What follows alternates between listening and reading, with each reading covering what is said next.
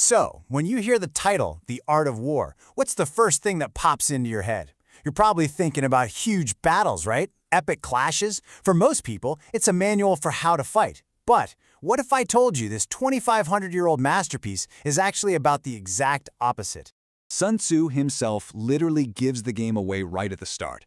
The supreme art of war is to subdue the enemy without fighting. And boom, that one sentence just flips the entire idea of war right on its head. He's not talking about seeking out a fight, he's talking about achieving your goals so completely, so strategically, that a physical fight becomes totally 100% unnecessary.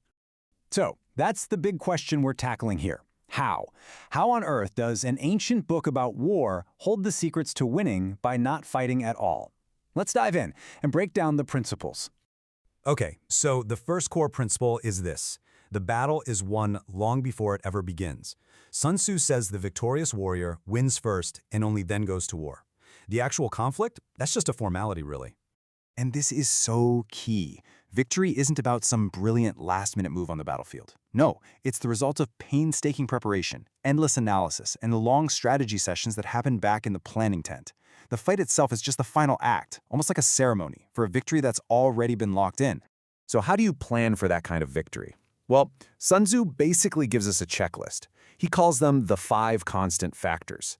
First up, your cause. Is your mission just? Do your people truly believe in it?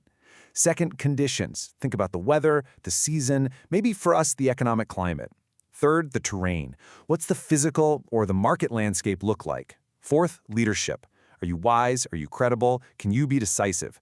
And last, logistics. Do you actually have the resources and the discipline to pull it off? If you master these, you can pretty much predict the outcome before you even take the first step.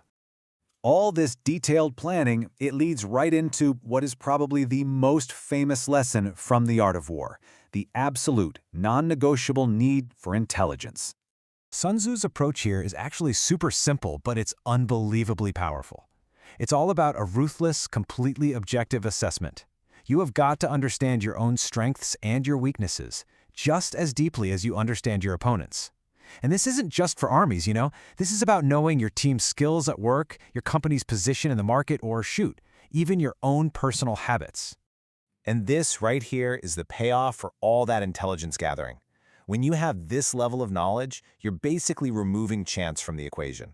You're not gambling anymore, you're just executing a plan that's based on solid information. Victory becomes the logical conclusion, not just some desperate hope. Okay, so you've planned everything out. You've gathered all your intel. Now what do you do with it? Well, you use it to manipulate your opponent's perception, because according to Sun Tzu, all warfare, at its core, is based on deception. This is some next-level psychology. When you're at your absolute strongest, you project an image of being weak, maybe even vulnerable. And you might ask, why would you do that? Well, it's to lure your opponent into being arrogant, into getting complacent. You want them to underestimate you, to overextend themselves, and to make that one fatal mistake. And flipping that script is just as powerful.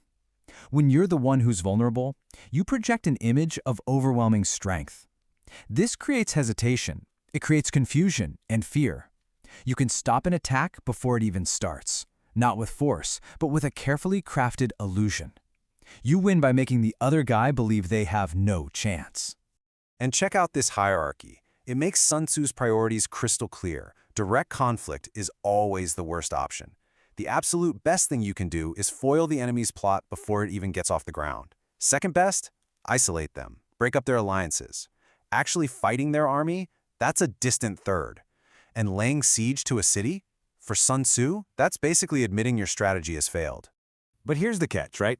Even the most brilliant plan in the world is totally useless if it's rigid. The world is messy and unpredictable. So, the next key is learning to be formless, to flow like water. I mean, Sun Tzu's analogy here is just perfect, isn't it? Water doesn't have a fixed shape. It just adapts to whatever container you put it in. A brilliant strategist does the exact same thing, shifting tactics and plans in response to what's actually happening on the ground. A fixed plan is a brittle plan. It's gonna break. So, what this all boils down to is developing these qualities in yourself. You respond to things. You don't just act based on a script. You avoid predictable patterns that your enemy can figure out and use against you. You use the environment to your advantage. You seize momentum when you feel it. And you always keep your opponent guessing.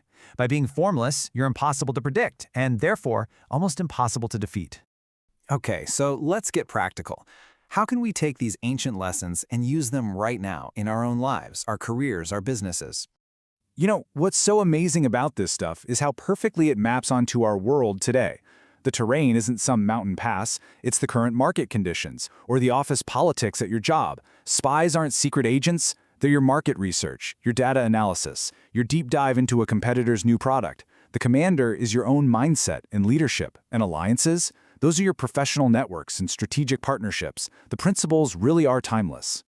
All right, so let's wrap this up. What are the big takeaways?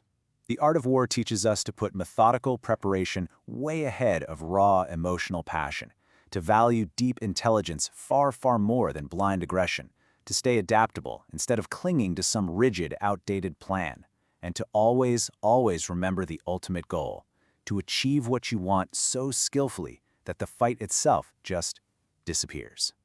At the end of the day, Sun Tzu is really throwing down a challenge to all of us. So I'm going to leave you with this to think about. What's the most important battle you're facing right now? Maybe it's in your career, your finances, or a personal goal. And using these principles, how can you start planning to win it long before it ever truly begins?